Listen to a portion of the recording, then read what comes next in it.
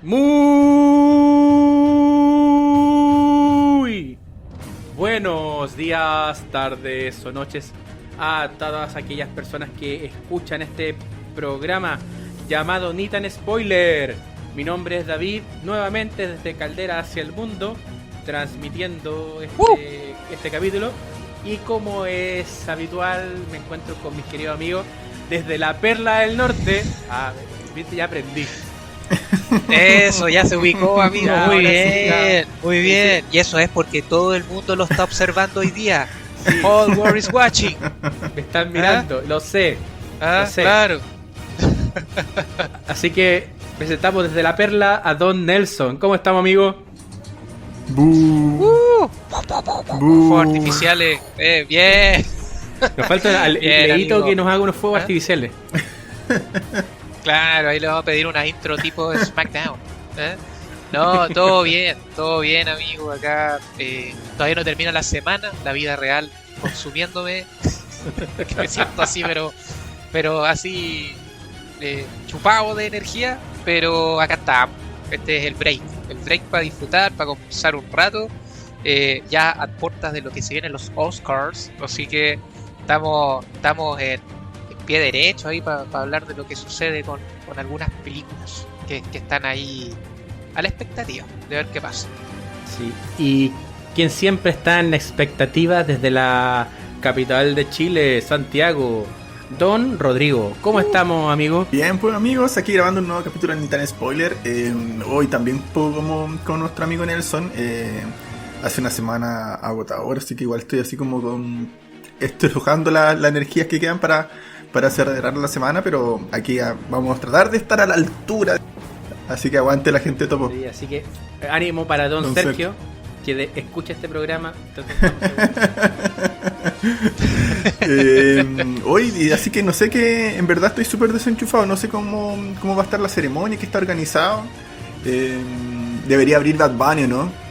Sí. Yo me imagino, por supuesto, Bad Bunny debería abrir llegando en su con camión, Booker T, por con supuesto, todo. en el techo, con Booker T, por supuesto. Ajá.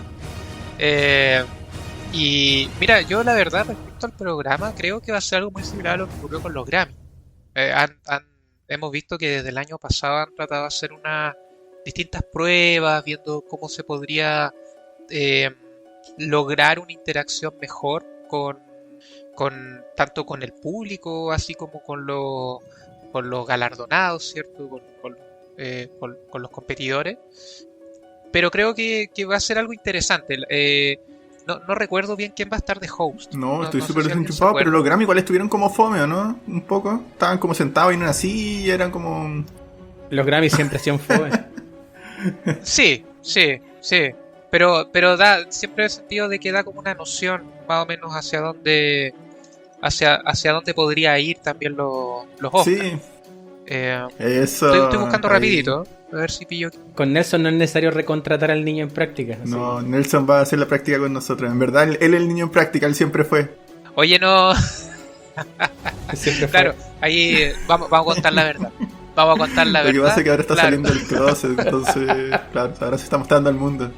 Amigo, no confunda el público. ¿Ah? No, amigo, no, me refería metafóricamente a que antes era back office. Perfecto. Un sanguchito. Que un Sí. sanguchito. ¿Y lo encontraste o no? Apuesto que Siempre va a Castrito haciendo chambullar. Lucho Jara va a animar los Oscars. No, para nada. Lo que pasa es que en sí se está hablando de que no hay un host declarado. De hecho, hay una entrevista a los productores del Oscar, y en lo cual buscan de que esta versión de los Oscars sea más íntima y Más in íntima person, va a estar la gente de ¿ya? topo. Entonces va a estar tomando nota de todo lo que está pasando. ¿Ah? Pero parece que no hay un host declarado. Eso, así que esa sería la respuesta. Oye, sí hay que Adelante, estar atento porque a lo mejor en una de esas puede ser un preámbulo de que solo estén invitados los que van a ser como ganadores. Bueno, no creo, pero sería muy evidente. Pero sí, yo creo que es la gran oportunidad. Lo hemos comentado que los Oscars anteriores, en verdad, no siempre le ha faltado algo. Siempre también se han visto mermado en cuanto a rating como programa de televisión, entonces me parece que es la gran oportunidad de reinventarse, ojalá la aprovechen. Por ejemplo, a mí no recuerdo qué tipo de premiación fue la que participaron estas dos actrices cómicas, que una era de Park and Recreation, no sé si te acuerdas, David, una que es rubia y que siempre ha hecho películas con su partner, que fue la que la apoyó como host. Sí sé de quién estás hablando, pero no recuerdo el nombre. Todos la conocemos, todos la hemos visto, pero nadie se acuerda del nombre. Ay, qué mal. Déjame... Infórmense en Nitan Spoiler. Hicieron ese... Noticias completas para usted. Oye, estamos dando Amy Poehler. Ahí está. La Amy Poehler, Amy claro. Poehler. Sí, ¿cómo olvidarla? ¿Cómo olvidarla? Ahí. ¿Ah? No, pero ella es un gran valor. Creo que ella junto a Tina Fey han hecho buenos trabajos. Y como te digo, eso fue. Ellos estuvieron a cargo de los Golden Globes del 2021. Y cuando vi parte de esa ceremonia, creo que se logró sacar adelante algo bien interesante, ¿ya? Así que, y de hecho, la gracia era de que una estaba en Los Ángeles y la otra estaba en Nueva York. Entonces, de partida, hicieron esta especie de dinámica virtual. Abro el debate. ¿Tina Fey es mejor como actriz de comedia o como guionista? Uy,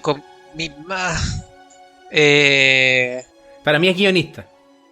Sí, yo debo decir que disfruto más sus trabajos escritos que como actriz. O sea, de hecho, en Saturday Night Live que me cuajo de completamente. Igual el humor de Amy Saturday Poehler, Night Live es bien de especial. los dos, prefiero a Tina Fey. Sí. Es un humor adquirido en realidad y que tenía muy que ir gringo como también. predispuesto a O sea, reírte. Claro. Sí, pero por ejemplo, sí, es muy sí. distinto el trabajo cuando está, no sé, Unbreakable Kimmy Schmidt. Que eso es puro Tina Fey. Ah, Y es otra exacto. cosa. Sí, por eso, o sea, de hecho esa serie es como un buen ejemplo de los buenas comediantes que son. Pero como actrices, ahí tengo mis diferencias. Oye, y el tema de ser guionista y asumir otros roles igual está súper asociado a la película que vamos a hablar el día de hoy, ¿o no? Sin quererlo, llegamos como a eso. Pero si está todo preparado para eso. ¡Qué amigo, buen bandejeo! ¿ah? Pero amigo, si eso Lo ensayamos toda la preparadísimo, semana. ¿ah? No cuente, claro, no cuente los secretos del guión. Sí, porque el director de la película que hablamos hoy no se gesta como director. Él tiene un amplio trabajo como guionista. Y de hecho esta película... Aguante West Wing. Aguante West Wing, entre algunos de sus trabajos. Como también de Social Network, que es tremendamente... Es un guión hermoso.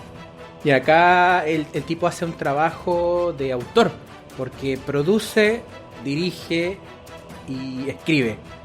Un guión original. Hace un par de semanas hablamos sobre Judas and the Black Messiah. And the Black Messiah. Claro, y está muy emparentado en las fechas y en algunos eventos que ocurrieron en la historia de Estados Unidos por allá, por el 68, entre 68 y 69. Y nos referimos a El juicio de los 7 de Chicago. Don Rodrigo.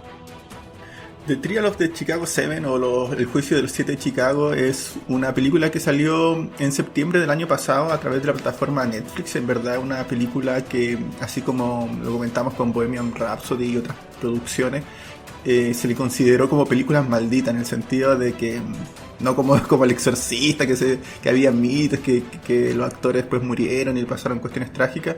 No, sino en el sentido de que costó mucho que vieran la luz. De hecho, en un momento estuvo ahí hasta Spielberg, que seguramente lo vamos a debatir si cómo hubiera sido dirigiendo esta película Spielberg, con este proyecto, y en verdad que lleva varios años dando bote, tomándose, dejándose. Heath Ledger también apareció como posible carta para la actuación y bueno, sabemos lo que pasó con él. Entonces en verdad se le consideró un proyecto maldito, que no lo querían agarrar. Y bueno, al final lo agarran.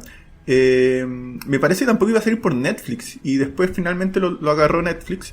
Y bueno, con todo esto ir y venir toma a la luz y trata de una historia real.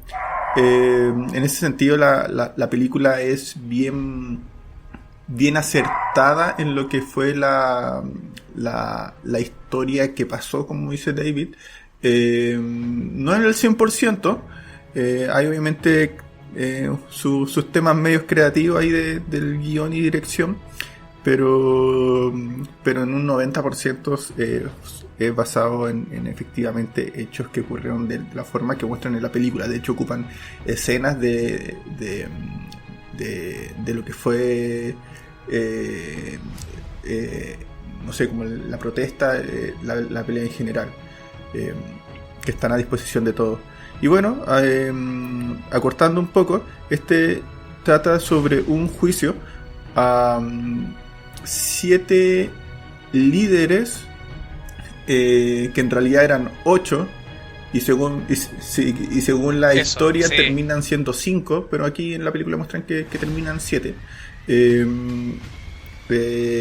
Que si bien tenían posturas muy distintas, o métodos o filosofías muy distintas, conversaban en que estaban en desacuerdo con todo lo que estaba pasando en Estados Unidos. Estábamos hablando de que veníamos post la muerte de Luther King, de Malcolm X, Vietnam.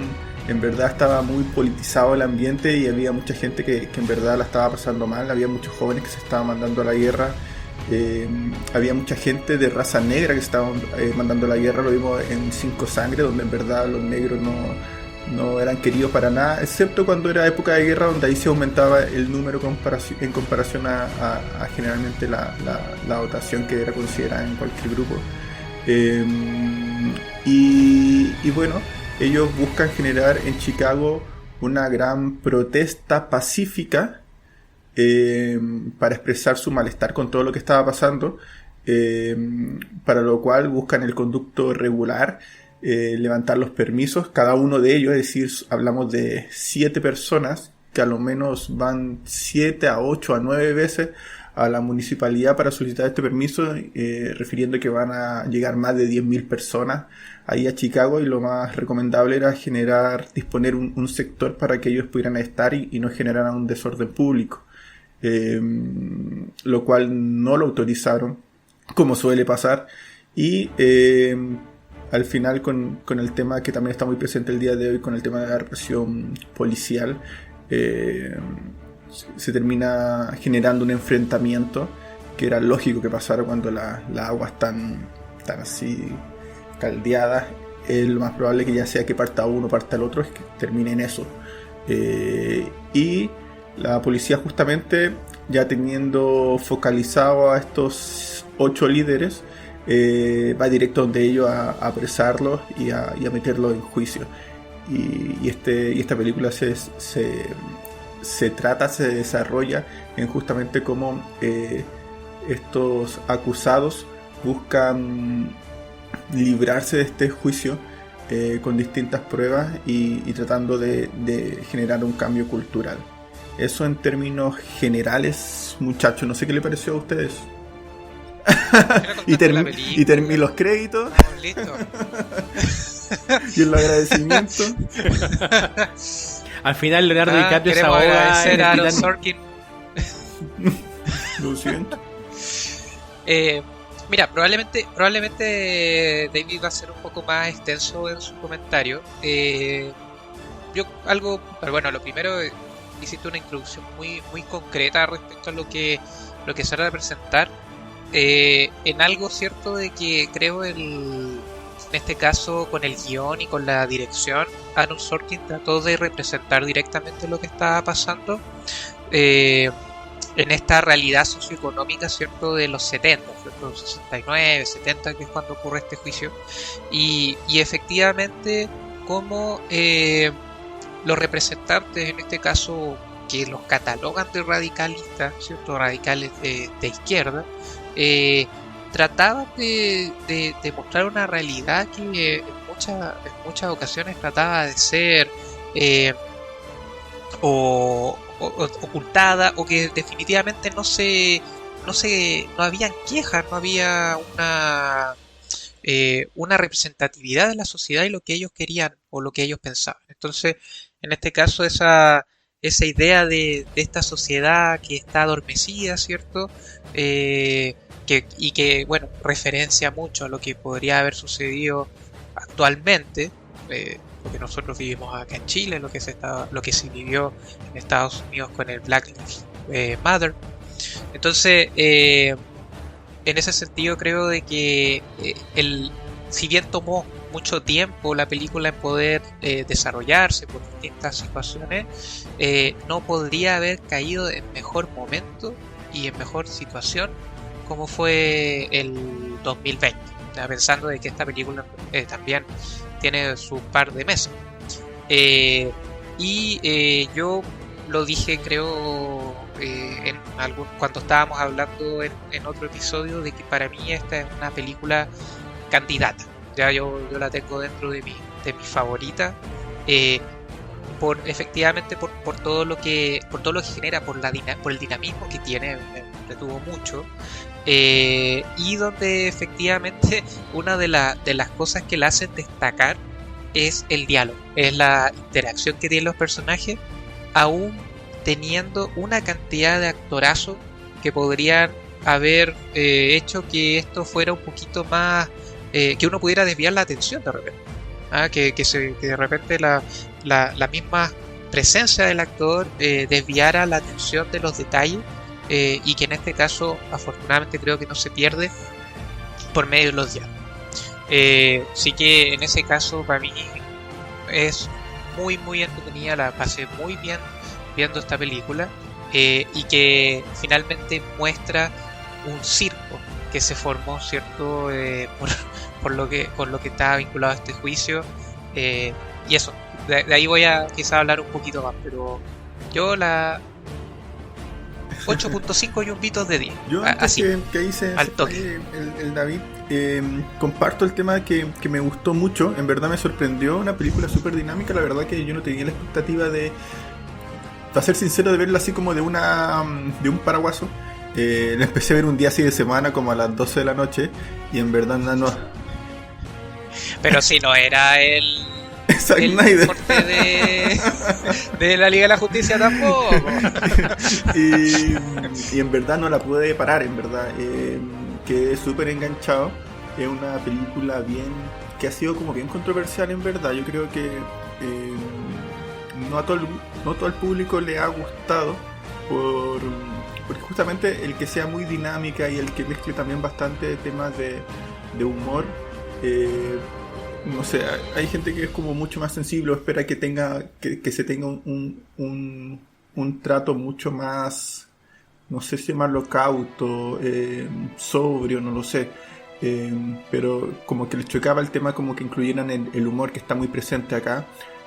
A mí me gustó, siento que es un tema que en verdad ya es sabido, o sea, que es muy duro, entonces quizás no implica sazonar más ese gusto que ella tiene, porque ya en verdad sabemos hacia dónde va. Así que eso me gustó bastante la película. Yo creo que también es de las candidatas fuertes para el tema de los premios. En mi caso, esta película está dentro de mi top 3 del año pasado. Creo que es una clase de guión, así derechamente. Diría que, bueno, siento que es el mejor trabajo de Sorkin en la pluma.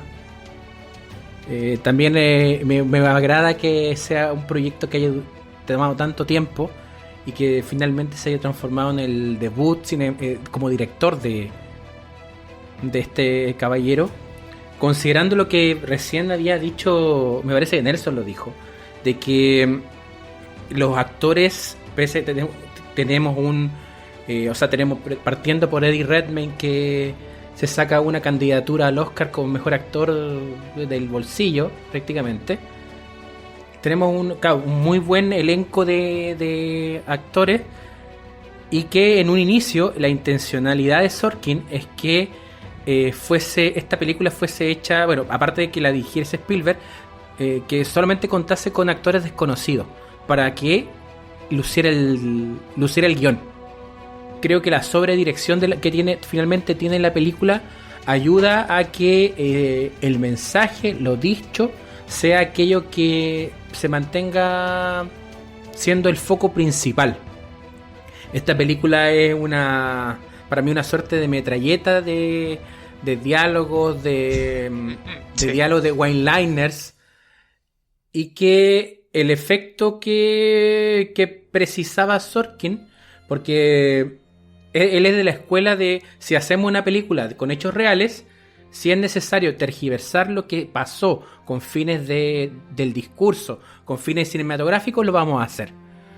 Porque hay dos, por ejemplo, hay dos que son muy claves y muy claras, que tienen que ver con el final y con lo relacionado con Bobby Seale, que es uno de los líderes de los Panteras Negras. El de lo... Correcto. Claro. Entonces, que toman decisiones que tienen que ver más con el metraje y con la coherencia interna del guión que con aquellas cosas que pasaron en la vida real. Y que aún así, siendo esta metralleta, lograba poner espacios de calma que permitían distender un poco esto, porque la acción aquí es verbal. Y en los tiempos en los que estamos, en que básicamente te tienen que ir recalcando todo aquello para que tú entiendas, como aquí si te pierdes un diálogo, te perdiste la película.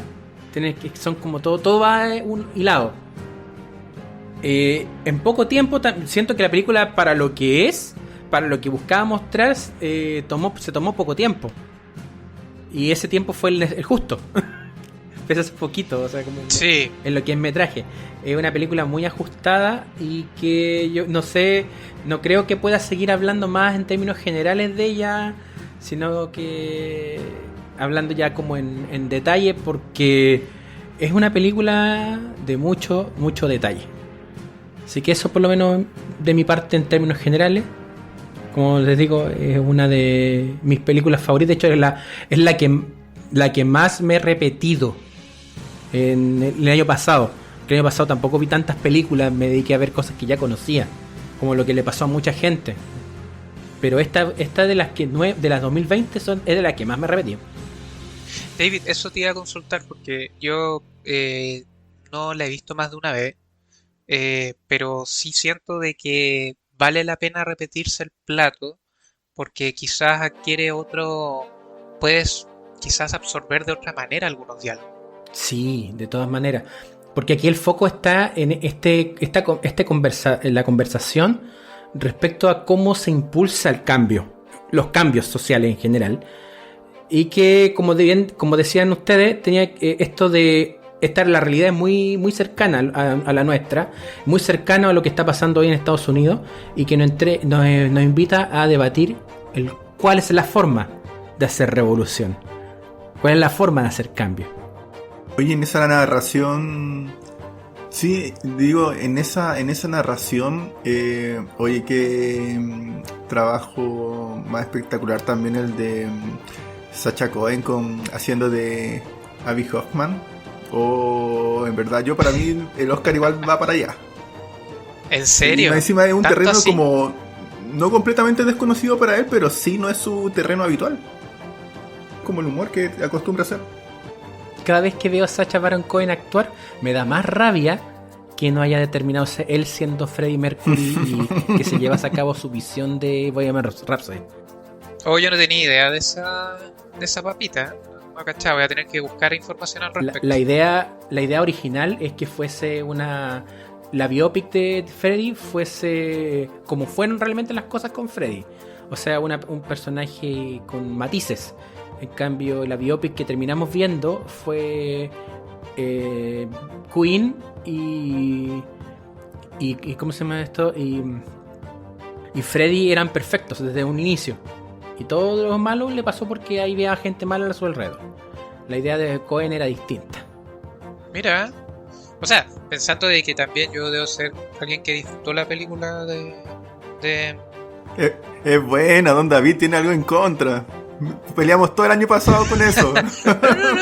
Pero, a ver, sí, pero, o sea, lo que pasa es que uno igual tiene que ser crítico, y lo que comenta David es cierto. O sea, la película es muy, sí era bonito, bueno, y queríamos ser famosos y teníamos muy buenas ideas y funcionó. Y en el camino, gracias a esa asqueroso país de Estados Unidos, casi como que encontró la maldad. Y efectivamente creo que no debe haber sido así. Entonces, interesante, la verdad. Y bueno, como dice Rodrigo, sí, yo también me saco el sombrero por Borat. Nada que decir. Nada que decir. O sea, especialmente a que yo no estoy acostumbrado a verlo, bueno, nadie, a verlo en este tipo de personaje. Fue muy, muy llamativo, la verdad. Claro, que pensemos como en cuál es el mensaje que trató de hacer de poner Sorkin aquí, porque básicamente tienes tres grandes como fuerzas o ideas de cambio. Una muy ligada al establishment, que está representada con el personaje de Eddie Redmayne, ya que en la vida real este caballero se llamaba Tom Hayden, porque era de la línea de los demócratas. En la película se emplaza en el 1969, pero los eventos que gatillan esto, los disturbios de Chicago, fueron el año anterior. Y sucedió que en Estados Unidos estaba saliente Johnson, que era un presidente demócrata, y los disturbios se realizan en la convención demócrata. En 69 asume Nixon, y Nixon republicano. Sí. ¿Ya? Entonces hay que tener esto siempre como en el oído, ¿ya? Entonces él representa la fuerza de juventud demócrata. Él está derechamente aliado desde el establishment. Tenemos a la visión más radical, sarcástica, y desde la que busca una revolución cultural profunda, que está representada por Abby Hoffman como Sacha Baron Cohen, ¿ya? Y tenemos también una posición más desde la sociedad civil, que no adherente tanto a partidos, con lo que es la Rennie Davis, perdón, con David Dillinger, interpretado por John Carroll Lynch, uno de los regalones de los hermanos Cohen, de todo esto, que están de este movimiento pacifista que buscaba el fin de la guerra, ¿ya? Entonces tienes tres muy grandes formas de entender de que aquí hay algo que hay que cambiar. Entonces tienes el establishment, tienes la versión un poco más radical, un poco más desde la contracultura, y tienes otra que es algo más cívico. Y finalmente las tres son atacadas como si fuesen la nueva izquierda en Estados Unidos, pese a que por lo menos dos de ellas no lo son, pues. Derechamente son parte de lo mismo. Entonces ahí es muy interesante el cómo acá Sorkin trata de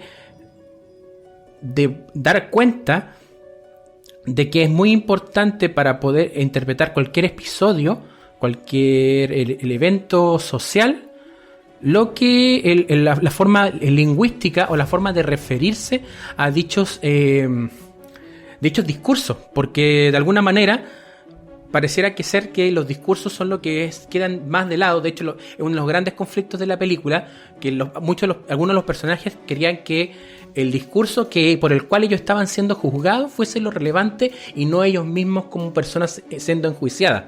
Y ahí adquiere harto sentido el uso de la figura de Bobby Seale.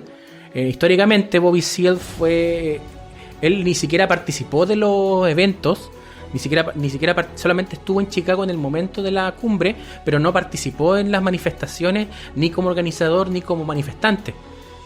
Y se le acusa, porque además le había encargado un homicidio que también fue deslegitimado. Esa acusación terminó saliendo libre Bobby Seale, un poco para poder ponerle un peso político más fuerte. Recordemos que el partido de las Panteras Negras en ese entonces estaba en su pleno auge y bueno, justo en esas fechas cuando ocurre el asesinato de Fred Hampton, que ya hablamos un poco más extendido. Correcto. En el capítulo de Judas and the Black Messiah. Entonces ocurre esto. Oye, y ahí... ¿Sí? Sí, mira, lo que pasa es que había algo... el cómo manejan también la presencia de Bobby Seale en la película bastante interesante, debido a que una de las escenas que a mí más complicaciones me trajo, o que en el sentido de que me generó como repulsión, es cuando está esposado. Claro. Y que habla directamente de la forma en que estaban manejando directamente la situación ahí, o cómo buscaban manejarla, de parte de fiscalía, de parte de incluso del juez, que es punto aparte. Yo quiero hablar del juez. Creo que es uno de los... Sí, tenemos que hablar del juez. Fuerte justamente es ese apresamiento o ese trato que tiene Bobby Seale en el juicio, porque bueno, yo veo la película y digo, ya, si llevaba tanto tiempo dando vueltas, ¿por qué ahora? ¿Por qué sale ahora? Y justamente es como lo que tocas tú, Nelson, que tiene mucha relación con lo que está pasando en el mundo hoy en día, como las autoridades, los sistemas de control que debiesen ser en verdad unos facilitadores para el tema de la protección de los derechos humanos, se están pasando por alto, y no es solamente en Chile, sino a nivel mundial. Y me parece que dar ese foco a esa parte del juicio también tiene esa intencionalidad de uno poder abstraerse, de decir, oye, ¿cómo en esa época se permitían esa vulneración de los derechos humanos en una plena instancia constitucional, de acción política, acción legislativa, no sé, judicial? Entonces también te hace pensar un poco cómo hoy día también estamos aceptando o recibiendo ciertas cosas que en verdad quizás desde otra mirada más adelante uno diría, wow, o sea, cómo hoy día no estamos generando ese cambio, cómo hoy día lo estamos permitiendo que ocurra, cómo hoy día no estamos ayudando a generar esa conciencia cultural. Sí, ahí también qué bueno que mencionan esta escena aquí en particular, porque es una de las grandes licencias que se dio Sorkin, porque el apresamiento de Bobby Seale no duró un par de minutos, duró 3 días. En la vida real, no cachaba. Después, cuando amarraron a Bobby Seale, lo tuvieron 3 días así. Y después de 3 días recién ahí ya el juez tuvo que dictaminar de que nulo el juicio, porque de hecho dentro de lo que es el derecho constantemente se evalúa y se habla de la gestión del juez, ahí del juez Hoffman, y generalmente siempre sale mal parado, porque también era un juez que estaba muy ligado, pese a que ni siquiera él era consciente de su racismo y cómo eso afectaba su acción como leguleyo, ¿ya? Pero eso fue... Y de hecho esta frase que ocupa el abogado, el William Kastner, que era el personaje, y el actor es... Sí. Mark Rylance, dice, ¿puedes respirar? Entonces, es contingente que se ocupe el puede respirar en un momento en que esto de todo el mundo nos está mirando era una frase con mucha potencia. O sea, bueno, me voy a salir un poquito del... y voy a hablar bien de Marvel, la nueva serie de Winter Soldier con... sí, Winter Soldier con Falcon. Ellos ocupan un capítulo y le ponen todo el mundo está mirando. Entonces, claro, para nosotros los que no somos estadounidenses, bueno, es un título de un capítulo. Pero no entendemos el poder y el impacto cultural que tiene esa frase para los estadounidenses. Que es cierto, la verdad es que no lo había analizado de esa forma. Siento que he tenido la oportunidad de ver esa serie, no lo había visto así. Claro, y contando lo que sucede en esa serie, que a lo mejor en algún momento podríamos hablar de ella. Después veremos eso. Pero la frase tiene mucha potencia. O sea, nosotros estamos hoy haciendo cosas relacionadas con los derechos civiles. Estamos enfrentando un juicio que dentro del marco legal no es político, pero si uno lo ve de por fuera y considerando todo lo que pasó, o sea, se había hecho ya una auditoría para determinar de que ninguno de los acusados había estado involucrado o había impulsado los disturbios que ocurrieron en Chicago, pero cambia de administración de demócrata a republicana y los republicanos lo están persiguiendo. ¿Por qué? Porque una de las cosas que quería hacer Nixon era acabar con la izquierda en todas sus formas, sin entender de cuáles son los límites de la izquierda. Claramente no estaban acusados ahí en ese momento. Entonces, ¿existe una persecución política, un juicio político? Pareciera que sí. O sea, ¿dónde están los límites de los derechos civiles y dónde están los límites de la democracia considerando estas situaciones? Es que ahí, como dices tú, efectivamente habla bien de cómo se manejó el guión. Porque logra... A mí, yo pasé por rabia, por molestia, oye, como decía Rodrigo, ese malestar así al ver el trato inhumano que lo aceptaban, que parecía estar bien en ese momento dadas las circunstancias. Entonces eso habla muy bien de cómo se armó esto y que en parte te hace empatizar totalmente con cada uno de los integrantes de este grupo. Entonces eso creo que es notable. O sea, yo aún siendo podría no tener ningún interés o ser muy lejano a lo que puede significar una guerra, lo que puede significar la política de Estados Unidos, pero la forma en que está presentada es transversal a cualquier situación en cualquier país o bajo cualquier circunstancia donde hay un poder en el cual trata de minimizar o trata de instaurar una política propia o la agenda que a ellos les parezca.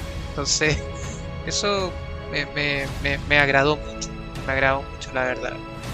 Sí, esto de dar por sentado una forma de... Porque ahí adquiere mucho más peso todavía esa escena, porque el actuar era muy poco ético por parte del juez, pero prácticamente no hubo ninguna oposición, porque se daba por sentado. Cuando aparece el Ramsey Clark, interpretado por Michael Keaton, el tipo prácticamente estaba echando abajo el juicio y como que era inválido, pero el juez, como es el juez y como está ahí para dictaminar, o sea, para conducir un proceso jurídico que tiene un efecto que él ya tenía preestablecido, ya tenía claro que cómo iba a resultar la cosa, lo desecha completamente. Entonces, y que al final nadie dice, oye, esto está mal, esto es como es nomás. Sí, es cierto. Oye, y aprovechando, ¿cierto? de esto, también creo que los diálogos que hay, por ejemplo, al comienzo, ¿cierto? Entre la fiscalía con el personaje, o sea, entre el fiscal y el personaje que hace Frank Langella, creo que. Sí, pues el el Julius juez. Hoffman. Oye, qué manera de amar y odiar al personaje. En el sentido de que Qué puta, buen villano. amé eso. Amé que me hiciera pasar tanta rabia. No sé, y eso, y el que se le fuera la cabeza, el que iba ya con su idea clara de cómo iba a terminar todo. No sé, lo encontré notable. Igual ahí hubieron críticas, yo no las comparto mucho, pero las pongo ahí en la mesa para que la discutamos. Que los personajes, y entre eso destaca justamente la del el villano, el juez, que son como personajes muy caricaturizados. muy, muy, muy como de revista. No sé qué les parece. A mí yo no lo sentí así. No me generó. Puede ser igual un poco, pero no me afectó. Yo personal, ¿eh? Es que puede ser que te lleves un poco, o sea, obviamente tú te tomas libertades o tratas de quizás, claro, o sea, tal vez yo no he visto, o sea, el juez puede tener su forma de pensar y quizás, según el diálogo, puedan tratar de llevarlo un poquito más a la negatividad, no sé, pero tampoco es excesiva y de hecho creo que sería contraproducente con lo que trataba de buscar un poco el director, porque tú mismo lo planteabas, él utilizó grabaciones reales para dar un toque, ah, no de documental, pero sí un poco de ilustrar que lo que él está presentando no se escapa de los acontecimientos reales. Entonces, no sé, yo no veo de que haya un exceso, personalmente. Creo que está planteado como con libertades, pero a un punto adecuado. Yo creo que igual le pesa harto la historia, o sea, su trayectoria, porque me acuerdo aparte del juez Hoffman, me acuerdo de dos personajes que tiene, que uno es el Capitán Fantástico, que todavía no entiendo por qué no le dieron el Oscar al argentino, que allí interpreta a un caballero sumamente conservador. Y las teclas no están tan distintas, pero le ponen ese tenor de que desde su perspectiva las cosas están bien y las cosas no deben cambiar porque es él que está siendo responsable. Y de la interpretación que hace de Nixon en Frost vs. Nixon. Entonces aquí... de veras. Sí, pues él hace Nixon. Y claro, pues el juez representa un poco la visión Nixon de entender Estados Unidos. Entonces, un buen villano es protagonista de su propia historia. ¿Y cuál es el fin último de un juez? Es administrar justicia relacionada con el bienestar de la nación. Entonces, esta visión conservadora, claro, lo que persigue es el bienestar de la nación. Pero ¿cuál es el costo? El presuponer de que nada desde fuera puede mejorar lo que ya hay. Entonces cualquier visión que se escapa un poco del status quo hay que aplacarla porque nos pone en riesgo. Eso es lo que representa el juez Hoffman. Y claro, uno podría verlo desde fuera, sí, claro, a lo mejor es caricaturesco, pero ¿hasta qué punto es caricaturesco? O sea, sin ir más lejos, esta semana pasada en Chile empezamos a escuchar algunos caballeritos que decían que, por ejemplo, si es que se les ponía un impuesto, ellos tenían que obligatoriamente dar buenas condiciones unas buenas condiciones laborales, o que la gente que tiene bonos no quiere trabajar, entre otras formas de, o sea, como prácticamente absurdas de entender la realidad. O sea, oye, ¿sabes qué? Estamos en crisis económica, pero las flores bajaron de precio, así que pueden comprar flores. Claro, quizá ahí está el ruido que puede hacer por ese lado, o sea, de que si hacemos una comparación, o de repente, no sé, los tertulianos, no sé cómo les dicen a los oyentes. Nunca le hemos puesto nombre. ¿No tienen nombre? No. Ya. Claro, porque pueden tratar de analizar y es muy probable que se van a encontrar con alguna persona famosa ligada a la política que podríamos pensar que es un personaje sacado de una sitcom. ¿Cierto? Entonces, y ahí es donde también uno se lo plantea, o sea, ¿hasta qué punto realmente podríamos estar diciendo de que una película caricaturece a un personaje, cuando hay personajes en la vida real que son así? Entonces, es bien interesante eso. Deberían ser como el juez de los Simpsons. Claro. Los payasitos. El que tenía el payasito. Y el otro era el juez cierto, maloso. ¿Cómo se llama? Sí. Habían dos jueces. La juez maloso. Sí. Esa. Era una jueza. Y había una jueza también. Había una jueza. Claro que enjuiciar de manera medieval a los padres de niños que cometían algún tipo de delito. Sí. Tienes razón, de veras. Y el otro decía, los niños siempre serán niños. Sí, claro. Los niños siempre serán niños. Los políticos siempre serán políticos. Ojalá que no. Puede ser porque a mí me da miedo eso. Que los políticos siempre serán políticos, porque ¿qué significa ser político? Pensando en la película, o sea, sin ir más lejos, los políticos claramente tienen una agenda, y que a diferencia del juez, creo que es más instrumental el tema de las convicciones, porque claro, para el juez era el respeto absoluto de una forma de vida, pero para los políticos involucrados tenía que ver más con destruir una forma de entender el mundo, sea como fuere, porque el personaje del fiscal de Gordon Lewitt pone los contrastes, o sea, pese a que también está en esta vereda más conservadora, pero dice, ojo, estos son los efectos de. Entonces cuando un político tiene que pensar en los efectos de, pareciera que va por la tangente y no quiere ver qué efectos tiene cualquiera de sus políticas, sea cual fuere la política implementada. Y que me lleva de nuevo a este diálogo o a esta forma de poder plantearse cuál es la forma. Porque tenemos varias escenas en que el personaje de Redmayne con el de Sacha Baron Cohen se enfrentan respecto a cómo se hace el cambio cultural. Y el de Redmayne constantemente apela al establishment, como a las instituciones democráticas.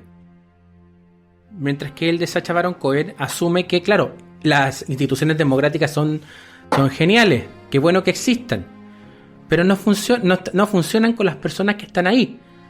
Y la forma en que tienen esas personas de llegar ahí impide que se haga cambio cultural, porque se van a mantener un poco. O sea, existió todavía años tratando de entender el sistema electoral estadounidense, pero todavía no lo puedo entender y lo veo como un absurdo. Pero si miro el nuestro, es totalmente distinto, pero llega a las mismas cotas de tontera que tienen los gringos.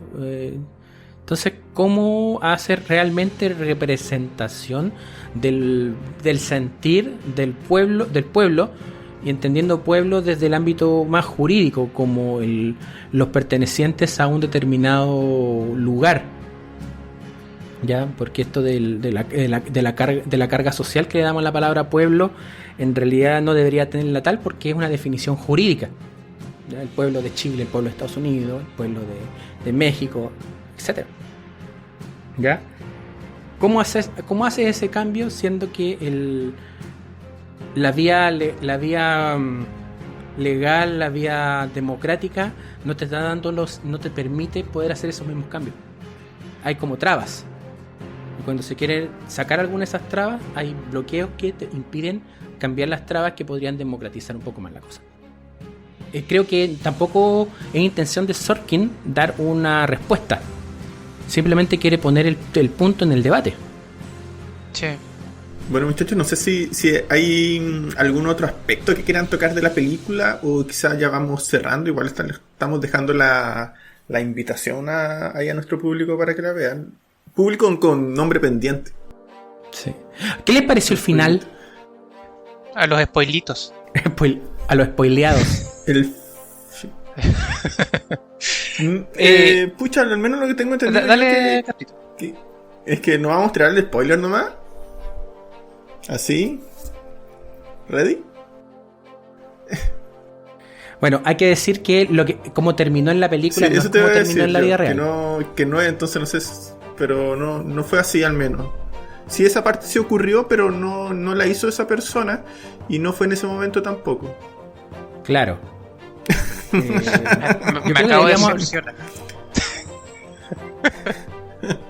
Me acabo de decepcionar. No. Sí. Usted dice, maestro, ¿qué cosa? No, eso sí fue caricatura. El final. Bueno, el final es que cuando tiran el veredicto, ¿no? Uno ahí de los muchachos, no me acuerdo cómo se llama, el Rennie Davis, ¿puede ser? El personaje se llamaba Tom Hader. Ah, no, pero ¿quién llevaba el registro de todos los fallecidos? Rennie Davis, me parece que ese... No me acuerdo el nombre del actor. No, tampoco. Y Rennie Davis parece. se llama el actor. Bueno, él todos los días lleva el registro de los fallecidos como una manera de mantenerlos presentes, que en verdad toda la lucha, todo lo que se estaba haciendo era por ellos. Entonces, más que nunca tenían que tenerlos presentes, como que no desviar el foco, que en verdad ellos son los más afectados. Entonces, en su cuadernito iba registrando todos los fallecidos que se iban registrando diariamente. Entonces, al final como de este veredicto, donde destacan que Tom Hayden en verdad fue como el mejor portado de todos, le dan la posibilidad de que diga unas palabras y agarra este cuaderno y empieza a nombrar a todos los fallecidos. Eso fue un poco el final. Tengo entendido que en verdad quien dio esta información quien hizo esto fue David Dillinger, y también fue durante como en la mitad del proceso. Mira, yo no tenía idea, pero de hecho la forma en que está presentada la película la encontré bastante notable, especialmente cómo se suman también el fiscal, por respeto. Genera una situación, no podría ser un buen cierre, pero que finalmente se traspasa la relevancia de lo que ellos querían. Es que yo creo que era... Sí. Yo creo que justamente con el tema que tú tocaste, de que todo el mundo está mirando, entonces si está todo el mundo mirando, quizá aprovechando esa vitrina, lo que mejor puede hacer es justamente destacar las consecuencias de esta guerra, porque obviamente los medios estaban igual manipulados y mostraban como la parte bonita, el nacionalismo en esa época, demostrar en verdad todos los perjuicios a nivel de vidas que estaba generando el contexto en el que estaban. Entonces yo creo que en ese sentido le da como un buen cierre ahí a la película, más allá de que sea real o no real. Es que ahí creo que el peso de los dos, hay dos de los acusados que en realidad tampoco nadie entiende por qué están acusados si no estaban en posiciones de liderazgo fuerte frente a estos movimientos por los derechos civiles, los derechos humanos, y terminan siendo enjuiciados. Por ejemplo, el personaje de Andy Hoffman dice, bueno, que es claro que aquí lo ponen para a ustedes exonerarlo. Entonces nunca tenemos como la visión de la persona de a pie y de la persona que sufre los embates de el atropello con los derechos civiles, como esto de tener que ir a la guerra. O sea, consideran, nosotros chilenos no tenemos esto de la fuerza que tiene que hoy tenemos que representar a nuestro país en una guerra, independiente cuál fuera esa guerra, ¿cierto? Pero cuando ponen en énfasis el hablar de las personas caídas, y que independiente del lugar político en el que tú estés, son compatriotas, son parte tuya. Pueden pensar muy distinto, pero cayeron y son tus compatriotas. El relevar eso, creo que es un muy buen broche de oro para una película que constantemente apela a eso, a cuestionar tu posición. Porque puedes pensar un montón de cosas, pero hay otras de que están por sobre todo. Y en este caso es la vida humana. Y el respeto por esa vida humana. Entonces me agrada el cierre, cómo cierran, considerando que, claro, lo importante acá es el mensaje, es el guión, es la estructura de él mismo, en contraposición a lo que ocurrió realmente. Que es como ya casi un sello de Sorkin. Sí, estoy totalmente de acuerdo, la verdad. No tengo mucho más que agregar, la verdad, respecto al final. Y que también hay otra escena, y esto ya es más cortito como para ir cerrando la idea, es cuando van a hablar con Ramsey Clark y está la asesora del hogar que trabaja en la casa de Ramsey Clark, que es negra, y va el personaje de Redmayne dentro con sus abogados. y le dice, oiga, usted es lo único que no se paró cuando amarraron a Bobby. Y uno ve la cara de tristeza y de decepción de esta señora, y que el personaje de Eddie Redmayne no lo puede, lo embarga mucho y no lo puede ni siquiera procesar bien. Entonces por eso es que es fácil hablar de la guerra cuando uno no pone los muertos, cuando uno no pone las víctimas. Y aquí está eso. Entonces me parece como muy coherente y redondito al final. Sí, es súper rescatable esa escena, la verdad es que la había olvidado. No, había olvidado un poquito de la mente. Sí. Ahora sí, no sé si estamos ready o alguno quiere poner algo más en el tapete. Yo creo que estamos listos, ¿no? Sí, y con lo que comentamos creo de que hemos sido bien prudentes como para que la película la puedan disfrutar sin problema. O sea, porque como lo dejamos establecido, son los diálogos los que finalmente te enamoran de esta película y te mantienen atento. Amigos, entonces vámonos con palabras al cierre. Eso, recomendarle en verdad, si es que todavía no la han visto, o como comentamos, en verdad la pueden ver de nuevo, esta película que, como también indicó Nelson en un inicio, es una película igual algo densa en el sentido que habla sobre un juicio, es bien política, y aún así son hechos que en verdad nos enseñan, nos hacen como replantearnos un poco el presente, y además lo hacen de manera súper dinámica, lo cual igual es un desafío importante, así que dejarlo invitado para que la vean, la sigan viendo y le den esa mirada que también nosotros proponemos de la película. Eso, que tengan buena semana. Sí, disfrútenla, denle la oportunidad, como lo conversábamos, afortunadamente si tienes acceso a Netflix la puedes ver sin ningún problema, y a diferencia de algunas películas que hemos comentado y que lamentablemente en nuestra región ha sido más complejo legalmente de ver, así que denle la oportunidad y creo de que pasó el sello de calidad de Rodrigo de que se puede ver en una sola sentada, así que no hay pierde. Yo creo que ese debería ser un nivel aprobado. Inmediatamente aprobado. Si Rodrigo la pudo ver de corrido, aprobado al tiro. Sí. En mi caso, bueno, yo también me sumo a las recomendaciones de acá mis colegas. Es una muy buena película, una película que no los va a dejar tranquilos, los va a tener atentos constantemente con todo lo que se dice. Es fácil de ver, no tanto de digerir, porque ahí te llevas pega después de terminar de ver la película. Uno se lleva trabajo de rumiar cosas, de pensar bien esto, quizás contrastarlo con lo que ocurrió en la vida real. Bueno, bien, te ayuda, te manda tarea para la casa la película. Es una fuerte candidata a mejor película de los Oscars. Me alegra que esté nominada. Me alegra que por fin haya visto la luz. Y nos deja todavía 4 películas de las cuales no vamos a alcanzar a comentar antes de las premiación. De hecho, este capítulo se va a estar estrenando el mismo día en que se haga la premiación de los Oscars. Nos queda pendiente Minari, The Father, Mank y Promising Young Woman, que yo creo que esa es la tercera que va a estar y que está como peleando, siento yo, más que Judas and the Black Messiah. Yo creo que esa es la que está peleando, va a terminar en la terna.